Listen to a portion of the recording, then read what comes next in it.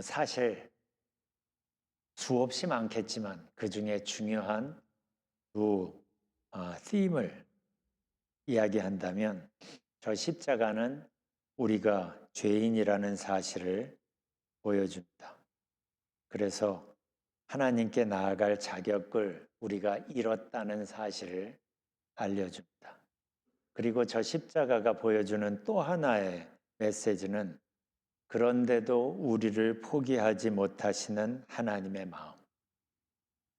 우리가 죄인인데도 그러면 공의의 하나님으로 심판하시는 게 마땅한데 그런데 죄인인 우리를 포기하지 못하시는 마음이 저 십자가에는 있습니다. 그래서 십자가라는 대가까지 치르시면서 직접 우리에게 다가오시는 하나님을 저 십자가는 보여줍니다. 그래서 구약의 예언서를 보면 어울리지 않는 상반된 메시지들이 왔다 갔다 하는 걸 여러분들이 예언서 중에 어떤 하나를 읽으셨다면 보실 수가 있을 겁니다.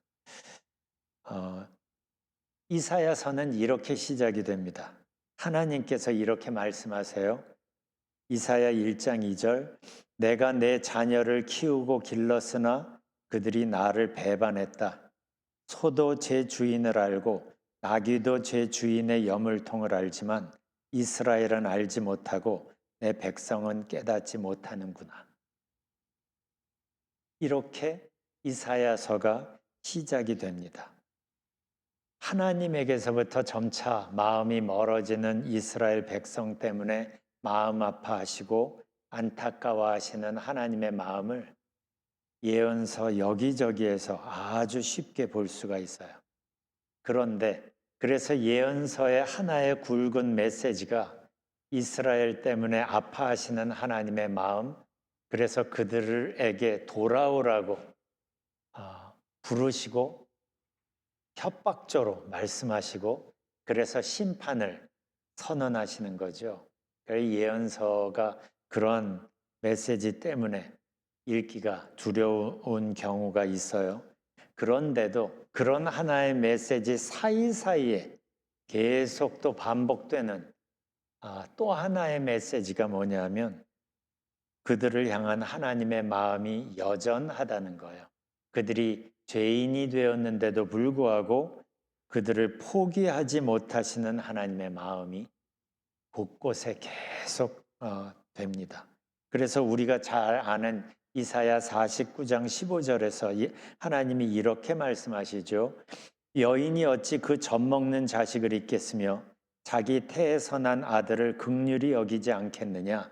그들은 혹시 잊을지라도 나는 너를 잊지 아니할 것이라. 하나님이 그렇게 잊지 못해 하시는 그들이 누구예요? 하나님에게서부터 멀어져 가는 그들이었어요.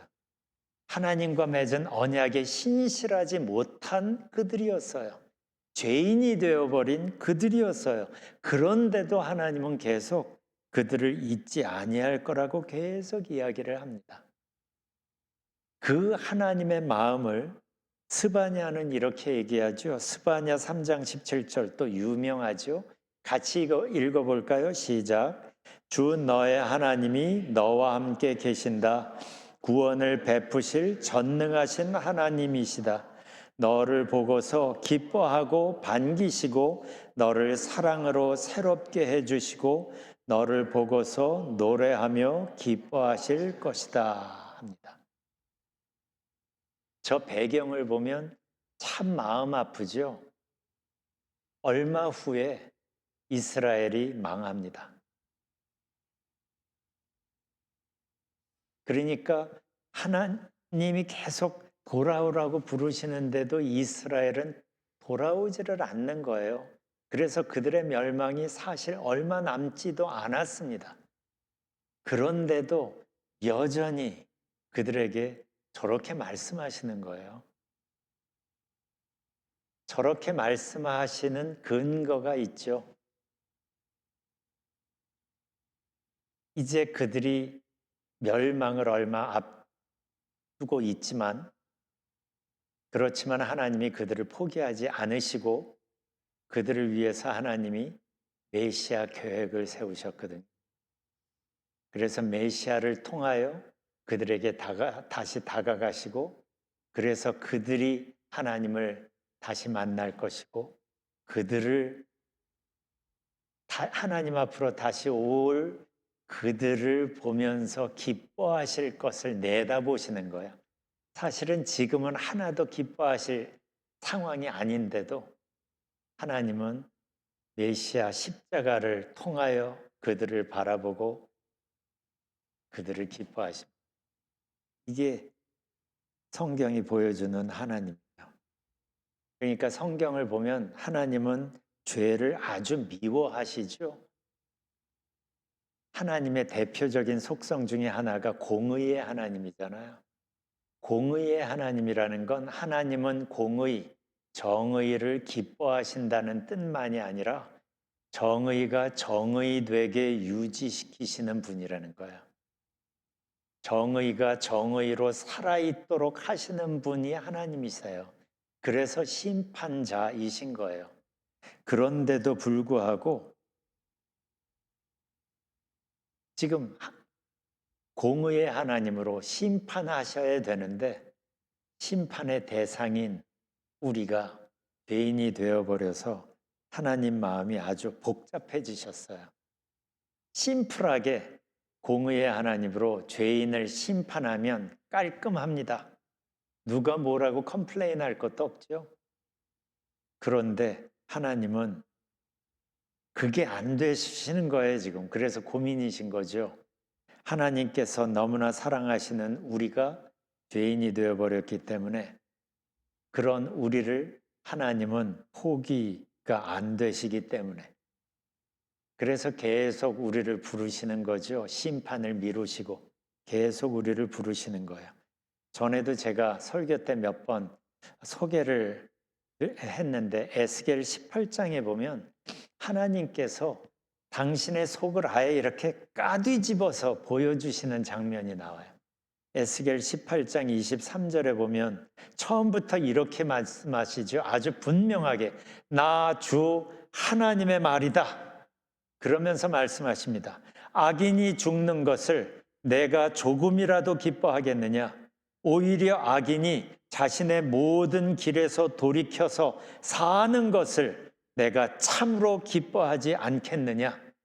그러니까 공의의 하나님인데도 악인이 당연히 죄의 값으로 죽는 게 당연한데도 불구하고 조금이라도 기뻐하시지 않는다는 거예요. 이게 하나님의 마음이라는 거죠. 이 하나님의 마음을 23절에서 이렇게 말씀하시고 나서 그 뒤에 33장 11절에서 이 얘기를 다시 하십니다. 나 주 하나님의 말이다. 내가 내 삶을 두고 맹세한다. 하나님이 이렇게 맹세까지 하세요. 그러면서 하시는 말씀이 나는 악인이 죽는 것을 기뻐하지 않고 오히려 악인이 그의 길에서 돌이켜 사는 것을 기뻐한다. 너희는 돌이켜라. 너희는 그 악한 길에서 돌이켜 떠나거라. 이스라엘 족속아 너희는 왜 죽으려고 하느냐. 이게 하나님의 안타까움인 거죠. 이 하나님의 마음을 우리가 잘 아는 요엘 선지자는 이렇게 표현하죠. 요엘서 2장 18절을 보면 여호와께서 자기 땅을 위하여 중심이 뜨거우시며 그럽니다. 중심이 뜨거우시며 하나님께서 중심이 뜨거우세요. 자기 땅을 위하여 그랬는데 하나님이 땅바닥 보고 중심이 뜨겁겠어요? 사람이죠. 사람인 거예요. 그런데 그 사람이 죄인인 거예요. 그런데도 그들을 보면서 중심이 뜨거우신 거예요. 그래서 하나님이 그 뜨거운 중심을 가지고 죄인이 되어버린 우리를 다시 살리시려고 길을 찾으십니다. 중심이 뜨거우셔서 죄인이 된 우리들을 어떻게 살리실 수 있을까? 그 방법을, 그 길을 찾죠. 아주 열심히 찾고 아주 치열하게 찾다가 준비하신 게 우리가 잘 아는 메시아 계획인 거예요. 저 십자가인 겁니다. 하나님 편에서도 결코 쉽지 않은 결정, 그게 메시아고 그게 십자가입니다. 그리고 나서 메시아를 보내실 계획을 하시고 나서 일찍이 하나님은 이사야를 통하여 메시아가 이렇게 태어날 거라고 예언을 알려주시죠. 그래서 이사야 9장 6절을 보면 이사야가 메시아를 이렇게 예언합니다. 한 아기가 우리를 위해 태어났다. 우리가 한 아들을 모셨다. 세번역으로 보면 이래요. 그는 우리의 통치자가 될 것이다. 그의 이름은 놀라우신 조언자, 전능하신 하나님, 영존하시는 아버지, 평화의 왕이라고 불릴 것이다. 여기 보면 재미있는 게 바로 그 앞 슬라이드를 다시 보여주시겠어요? 한 아기가 우리를 위해 태어났다. 우리가 한 아들을 모셨다. 이렇게 과거형으로 써요. 아직 메시아는 오지 않았는데, 그러니까 미래의 일인데도 불구하고 과거형을 쓰는 이유는 분명히 그렇게 하시겠다는 하나님의 의지의 표현입니다. 그래서 유대인들은 미래의 일이지만 분명한 걸 과거형으로 써요. 이게 하나님의 의지의 표현인 거예요. 분명히 이렇게 하시겠다는 하나님의 의지예요. 그리고 나서 그 다음에 7절을 보면 이사야가 이렇게 말합니다. 만군의 여호와의 열심히 이것을 반드시 이루실 것이다. 이렇게 우리 편에서는 이게 이해가 되지 않는 메시아의 계획일지라도 하나님이 만군의 여호와의 열심히 이것을 반드시 이루실 것이라고 이사야가 힘주어서 말합니다. 보세요. 요엘서가 이야기한 하나님의 중심이 뜨거우셨어요. 그 사랑이 무엇을 하셨어요? 죄인이 되어버린 우리를, 하나님의 심판의 대상이 되어버린 우리들을 어떻게든 살리시겠다는 열심이 되어서 메시아의 계획을 세우셨고 그것을 진행시키실 거라고 선포하듯 지금 예언하고 있는 겁니다. 그게 이 말씀인 거예요. 만군의 여호와의 열심히 이것을 반드시 이루실 것이다. 그리고 이사야는 이 메시아께서 오셔서 이루실 대속의 사역을 알려주시죠. 우리가 지난 주일에도 나눈 것인데 우리는 다 길 잃은 양처럼 제각기 잘못된 길로 갔으나 여호와께서는 우리 모든 사람의 죄를 그에게 담당시키셨다. 하나님께서 우리 모든 사람의 죄를 그에게 담당시키셨다. 그래서 그 결과가 어때요? 그게 5절이에요. 그가 징계를 받음으로 우리가 평화를 누리게 되었고 그가 채찍에 맞음으로 우리가 고침을 받았다. 자, 5절 말씀을 우리 같이 읽을까요? 그런데 저 말씀이 그냥 이사야 53장에 있는 말씀으로 읽지 마시고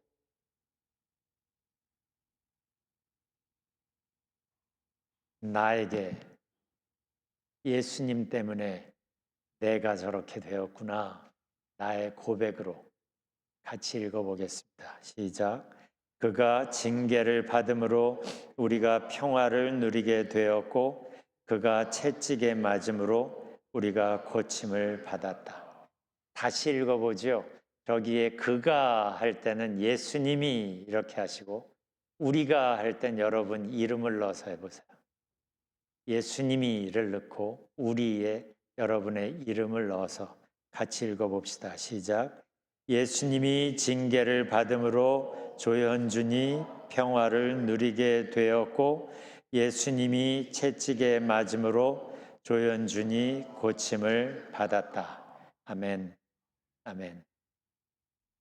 이것이 나의 고백이 될 때 저 십자가가 나를 위한 십자가가 되는 거예요. 2000년 전의 역사적 사건인 십자가가 아니라 예수님이 징계를 받음으로 내가 평화를 누리게 되었구나. 예수님이 채찍에 맞음으로 내가 고침을 받았구나. 이 시간에 저 말씀을 마음속에 품고 잠깐 기도했으면 좋겠어요. 주님이 십자가를 지심으로 내가 평화를 누리게 되었습니다. 여러분의 마음을 주님께 얘기해 보십시오. 여러분 속에 있는 모든 것들을 다 쏟아놓아 보십시오. 짐, 과오, 허물, 모든 것들을 십자가에 다 쏟아놓고 오직 하나님의 그 중심이 뜨거운 그 사랑을 여러분의 마음속에 품으십시오.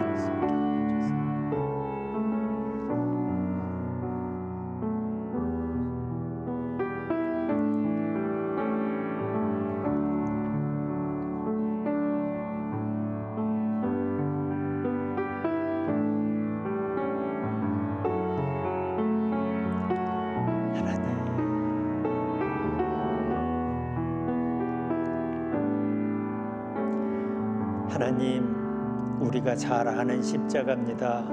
우리에게 익숙한 십자가입니다. 그렇지만 우리가 십자가를 더욱 깊이 만나기를 원합니다. 십자가를 통하여 우리에게 찾아오시는 하나님의 사랑을 더 깊이 만나기를 원합니다.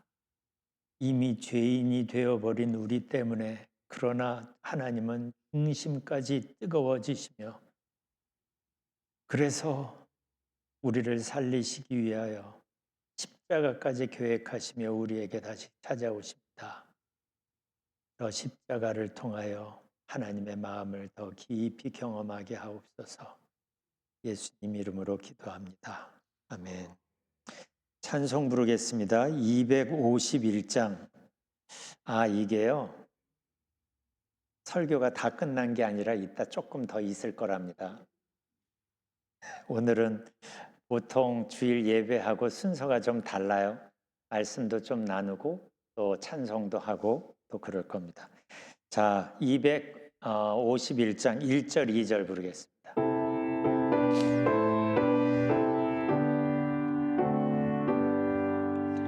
놀랍다 주님의 그 은혜 우리의 죄를 속하시려 갈보리 십자가 위에서 어린 양 보혈을 흘렸네. 주의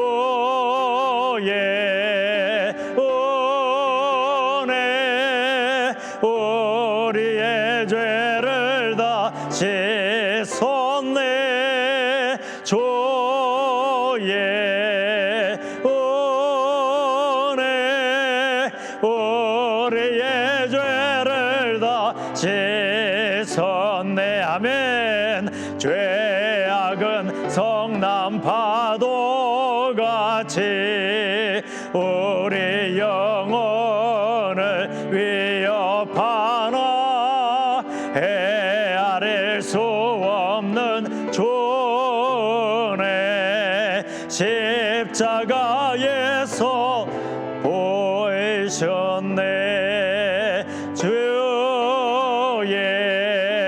은혜 우리의 죄를 다 씻었네.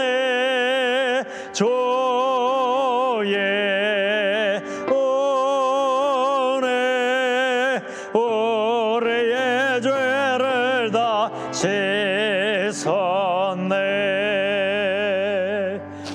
아멘. 제가 미리 말씀을 못 드렸는데 무선 마이크 좀 준비해 주실래요? 이미정 권사님이 그 속회에서 나눈 내용을 나눌 텐데, 지금. 자, 1절만 다시 불러보죠. 놀랍다. 1절 다시 부르겠습니다. 놀랍다 주님의 큰 은혜, 우리의 죄를 속하시려 갈보리 십자가 위에서 어린 양 보혈을 흘렸네. 주의 은혜 우리의 죄를 다 씻었네. 주의 은혜 우리의 죄를 다 씻었네. 됐나요? 자, 이미정 권사님, 그 속회에서 나눈 십자가의 의미 나누시겠습니다.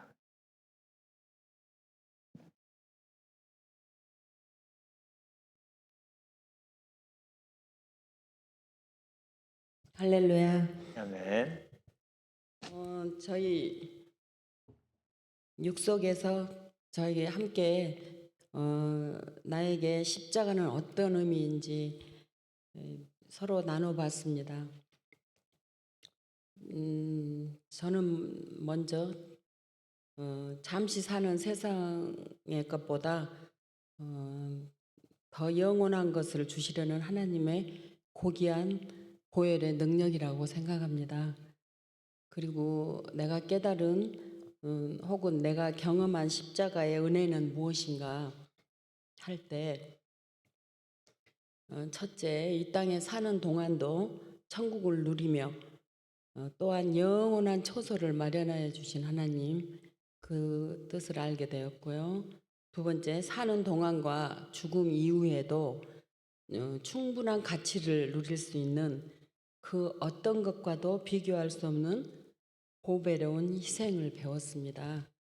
그리고 우리 또 이제 다른 속회원이 말씀하여 주셨는데, 뭐 십자가의 의미와 또 자신에게 주신 은혜가 좀 비슷해서 이렇게 이야기하셨습니다. 바쁜 일상 가운데에서도 십자가를 바라볼 때마다 신앙을 다시 한번 가다듬게 해주신다고 이렇게 이야기하셨고요. 굳이 이렇게 말로 정말 다 못하지만 이렇게 딱 한마디 짧게 하신 분이 있었어요. 굵고 짧게 이렇게 이야기했습니다. 늘 한없는 그 감사함을 느낀다고요. 그 십자가만 바라보면은요. 그리고 또 다른 분이 예수님의 십자가가 자신을 이끄시는 힘의 근원이 되신다고 이야기하셨고요. 또 다른 분이 정말 주님 앞에 할 말 많으신 분 같아요. 이렇게 하나뿐인 독생자 아들을 내어주신 주님의 사랑을 생각하면 그 어떤 것도 대신할 수 없는 것 같다고 하셨고, 그런 주님의 사랑에 더 이상 바랄 것이 없다. 아멘입니까? 다 여러분도 똑같이 생각하고 계시는 것들이죠. 예수님의 십자가의 고통을 생각하면 나의 모든 문제는 더 이상 문제가 되지 않고 그 문제를 쉽게 뛰어넘을 수가 있다고 이야기 고백하셨습니다. 이상입니다. 감사합니다.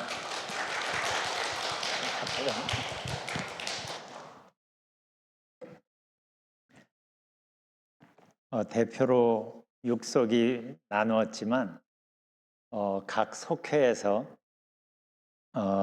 기회가 돼서 나누신 속도 있을 거고 어쩌면 못 나누신 분 속회도 있겠지만 한번 곰곰이 십자가가 나에겐 무엇인가 이게요 정답이 딱 있는 게 아니고 올해 2025년 내가 경험하고 느끼는 십자가와 2026년의 십자가의 의미가 다를 수가 있어요. 그러니까 정답으로 딱 하나 해서 계속 갈 생각하지 마시고요. 왜냐하면 내가 주님 안에서 계속 새로워지고 내가 신앙의 키가 커지면 십자가를 바라보는 시각의 각도가 계속 달라질 거 아니에요? 그걸 기대하십시오. 저 십자가를 통하여 내가 그때그때마다 새롭게 경험하는 하나님의 사랑을 기대하고 그렇게 기도해 보세요.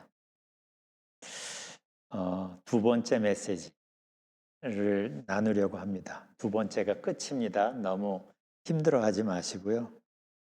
하나님은 성경 곳곳에서 우리를 향한 하나님의 마음을 보여주시죠. 아까 우리가 읽은 이사야서나 예언서에서는 우리를 향한 안타까운 심정을 또 이렇게 보여주시는데 그리고 한쪽에서는 우리를 향한 그런 뜨거운 중심을 또 보여주시기도 하고 한번 생각해 보세요. 하나님은 왜 성경을 통하여서 당신의 마음을 이렇게 자꾸 드러내시는 걸까? 우리가 그걸 알기를 원하시기 때문이에요. 우리가 하나님의 사랑을 더 깊이 알기를 원하시기 때문이에요. 그래서 우리가 하나님께 나아와서 그 사랑을 누리며 살기를 원하시기 때문이에요.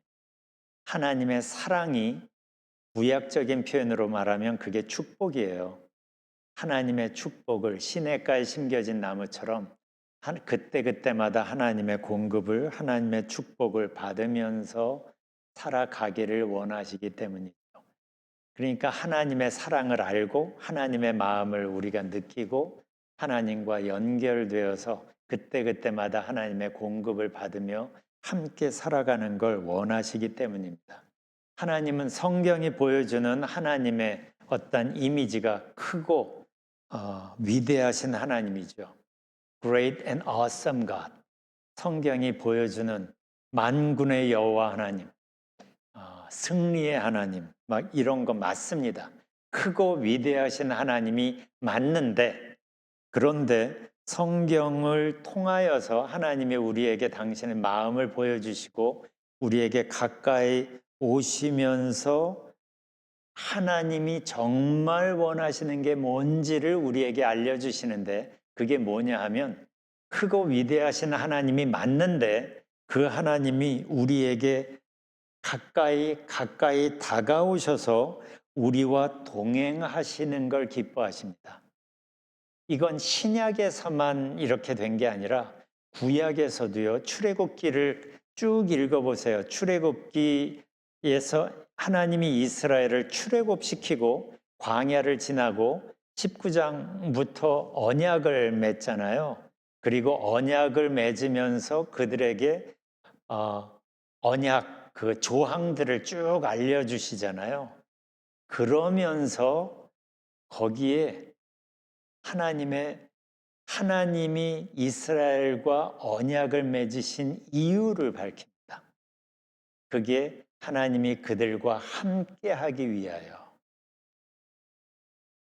몇 장 몇 절인지는 안 가르쳐 드릴래요. 찾아보세요. 출애굽기에 있어요. 저 끝부분에 있어요. 맨 마지막 장은 아니에요. 지금 찾지는 마세요. 이게 중요해요. 하나님이 왜 언약을 맺으시지? 그 언약을 통하여 함께 있기 위해서. 이게 구약에서부터 애당초 이런 마음이 있었어요. 근데 안 되니까 하나님은 또 포기하시지 않는 분이잖아요. 그러니까 새 언약, 신약을 선언하시고 예수님이 오시고 예수님의 십자가를 통하여 우리의 죄를 깨끗게 하시고 그리고 성령으로 우리에게 오시면서 아예 함께 하시는 게 노골적으로 그렇게 되죠. 그러니까 구약의 언약을 주신 것과 신약의 언약을 주신 그 방법이 다르지. 구약에선 언약을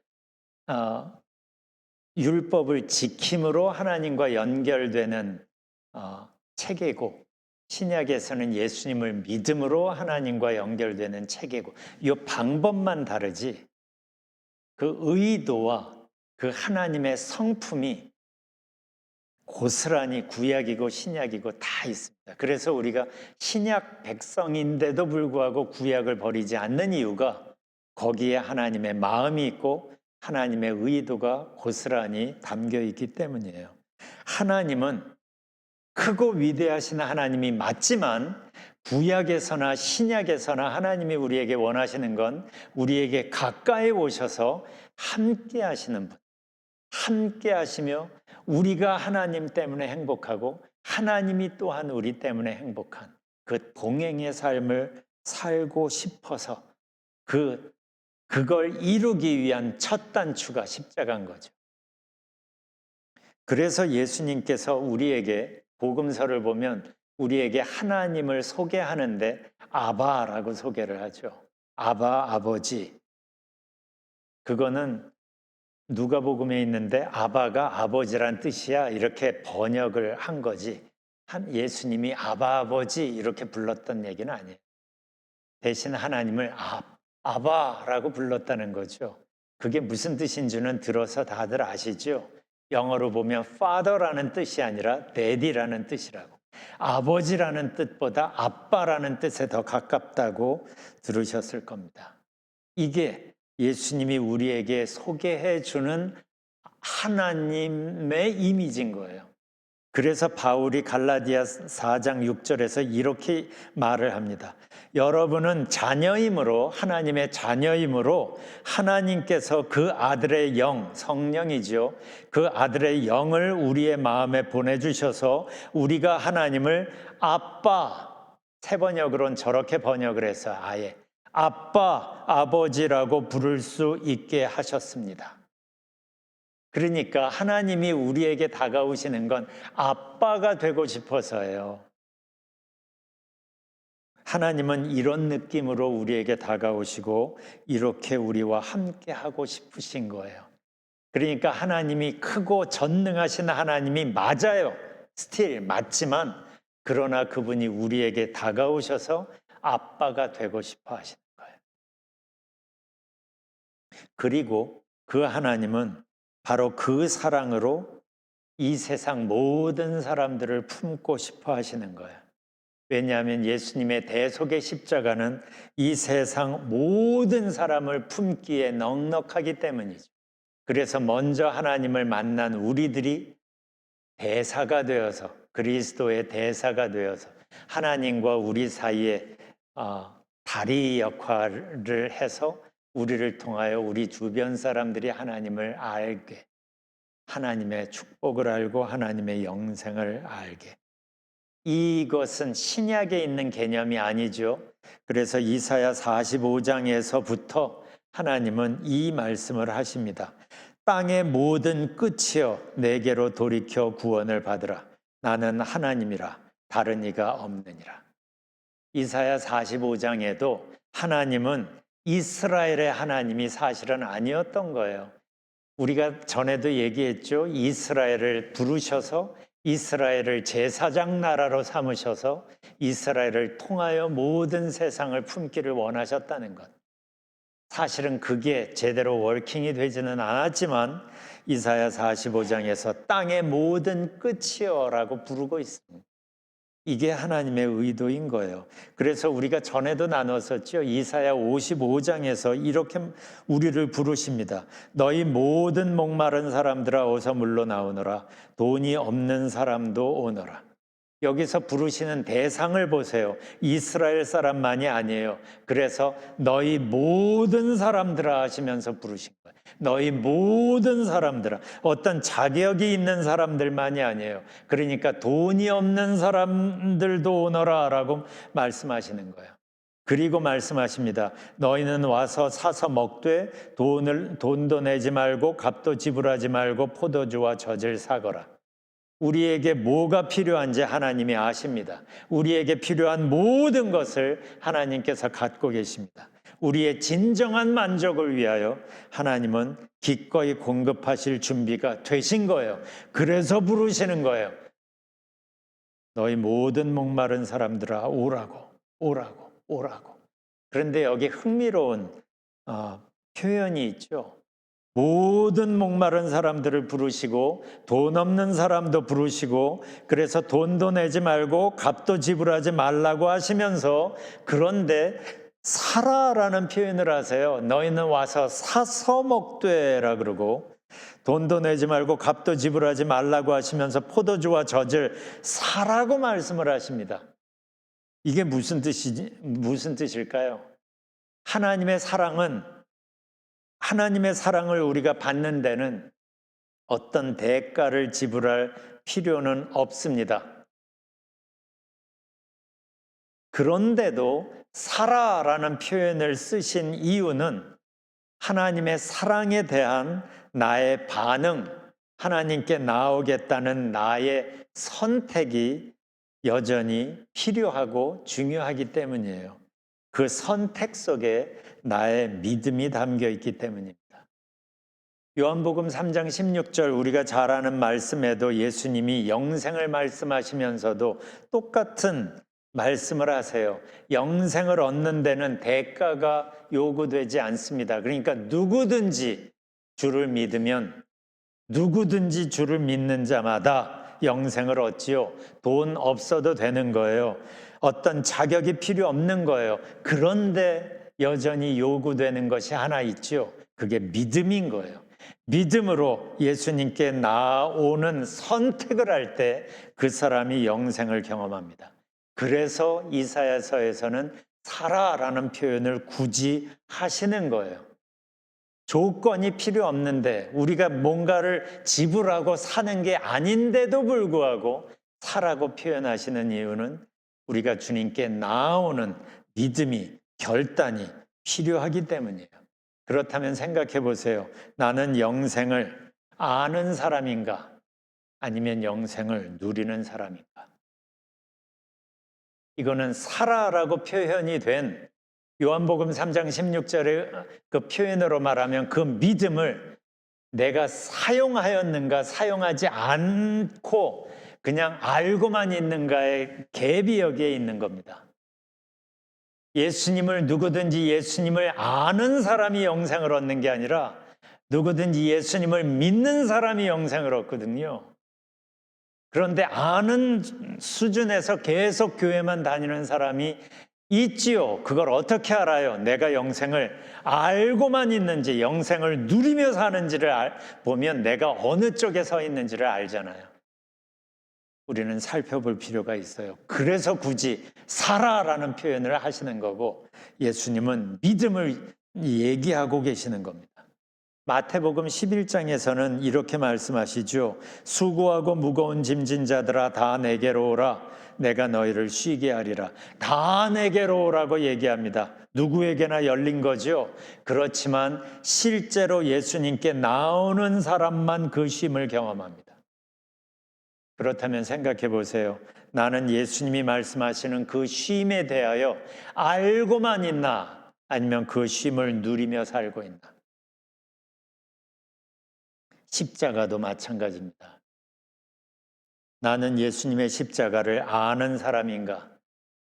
그 십자가를 만난 사람인가? 예수님이 피 흘리시며 열어놓으신 영생의 길을 알고만 있는 사람인가? 아니면 그 영생의 길을 믿음으로 걸어가는 사람인가? 어느 쪽에 있나를 스스로 살펴보십시오. 제가 여러분을 얘기하지 않습니다. 그렇지만 하나님이 아시고 여러분이 압니다. 아는 수준에 머물러 있는지, 믿는 수준으로 살아가고 있는지. 그래서 오늘 저 십자가를 바라보며 십자가를 통하여 나에게 다가오는 하나님의 사랑 앞에서 나는 지금 어떻게 반응하고 있는지 여러분의 속을 들여다보시기를 바라요. 조금 아까 예배드리기 전에 여러분에게 그 메시지 성경 구절을 드렸지요. 그게 2000년 전 오늘 벌어진 장면들을 기록한 성구들인데 말씀 봉독 1부터 7까지 이렇게 한 분씩 나눠 드렸어요. 저기 맨 위에 보면 성경 봉독 1이 있죠. 1은 마가복음 15장 13절부터 15절을 읽습니다. 여러분마다 그 몇 번인지 받으신 분은 아실 거예요. 나머지 분들은 저걸 보면서 들으면서 그 내용을 곰곰이 생각해 보시기를 바랍니다. 자, 말씀 봉독 1 읽어주세요. 사람들이 십자가에 박으시고 4절. 빌라도가 물었습니다. 어째서 누가 무슨 잘못을 했냐? 사람들은 더욱더 십자가에 못 박으시오. 빌라도는 사람들을 만족시키려고 바라바를 놓아줬습니다. 또 예수를 하게 하고 십자가에 못 박으시고 넘겨줬습니다. 네, 감사합니다. 말씀 봉독 2번 넘어갑니다.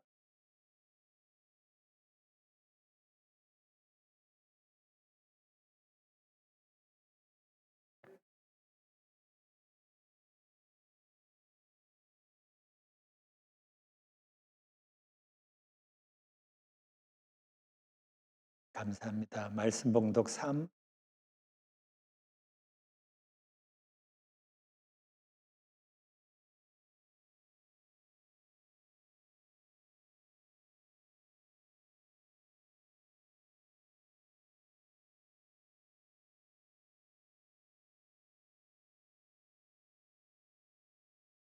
네, 4번.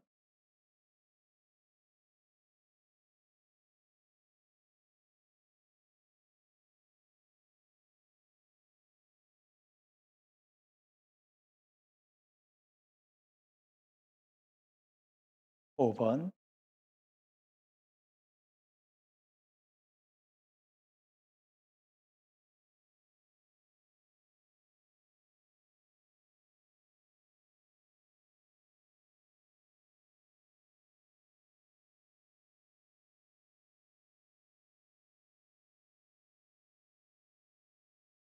말씀 봉독 6.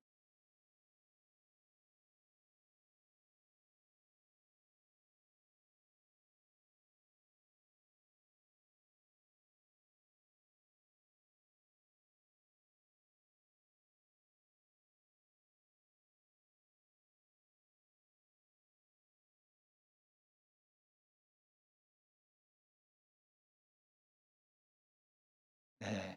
말씀 봉독 7로 넘어가기 전에 찬송을 한 장 부르고 넘어가겠습니다. 147장 1절 2절 부릅니다.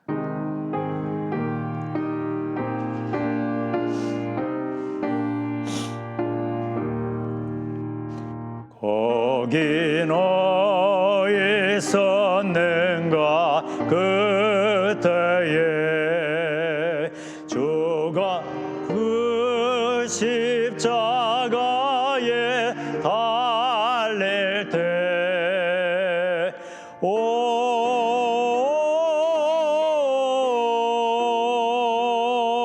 때로 그 일로 나는 떨려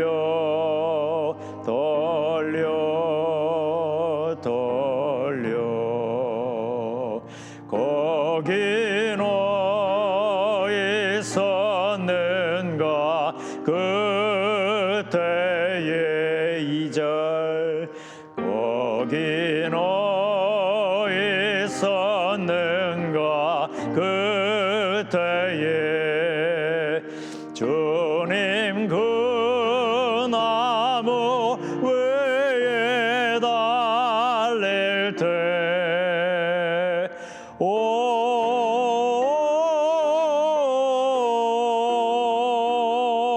때로 그 일로 나는 떨려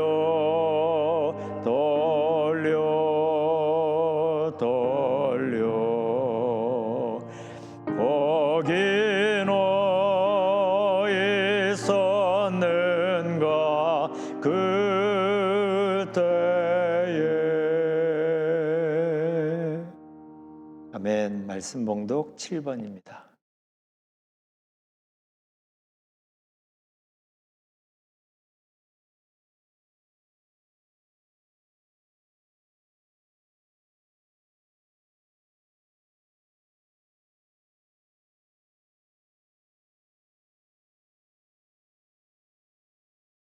아멘. 우리가 지금 나눈 그 내용들을 생각하면서 이 시간에 묵상기도 하겠습니다. 저 십자가를 보며 저 십자가가 의미하는 바를 생각하며 온 마음으로 십자가 앞에 나아가기를 원합니다.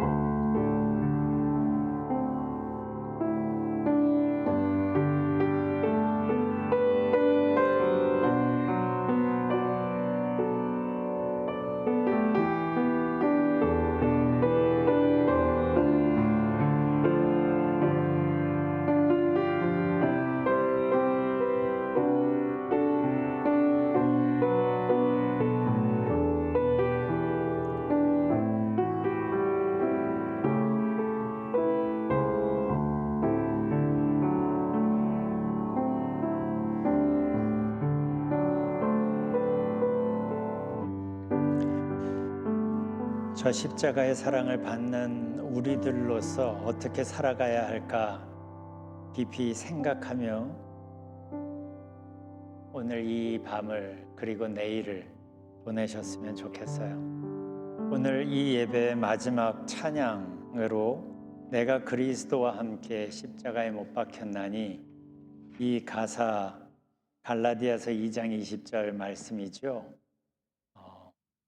십자가를 생각하며 그리고 십자가 앞에 나의 반응으로 이 찬양을 하며 이 예배를 마치기를 원합니다. 함께 부르죠.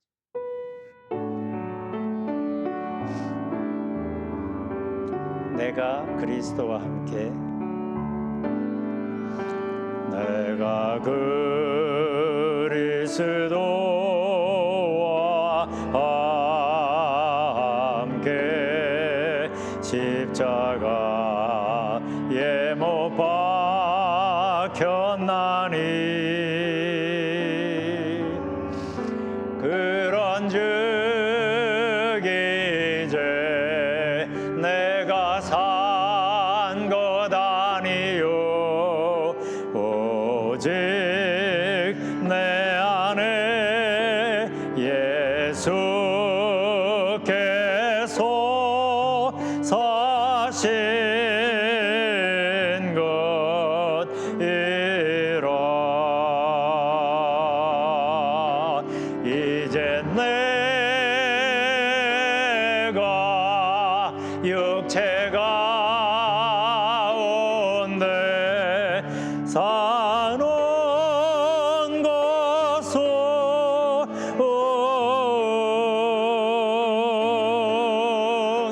나를 사랑하사 자기 몸 버리신 예수 위에 산 것이라.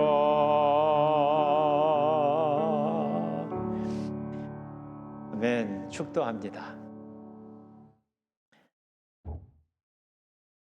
우리가 십자가 앞에 있습니다. 어마어마한 사랑 앞에 있습니다. 이런 사랑을 받을 만하지 못한데 하나님은 중심이 뜨거우셔서 우리에게 사랑으로 다가오십니다. 십자가까지 앞세우며 우리가 이제는 그 십자가 앞에서 믿음으로 반응하면 좋겠습니다. 그리고 우리가 지금 부른 이 찬양이 우리의 삶의 고백이 되었으면 좋겠습니다. 이제는 우리 주 예수 그리스도의 은혜와 하나님 아버지의 넉넉하신 사랑과 성령님의 감동, 감화, 역사, 내재하심 우리와 함께 합니다. 하나님과 함께 한 발 한 발 믿음으로 믿음의 발걸음을 디디며 그래서 하나님 때문에 우리가 행복하고 우리 때문에 하나님께서 행복하신 그러한 아름다운 삶을 새롭게 시작하시기를 주님의 이름으로 축원합니다. 아멘.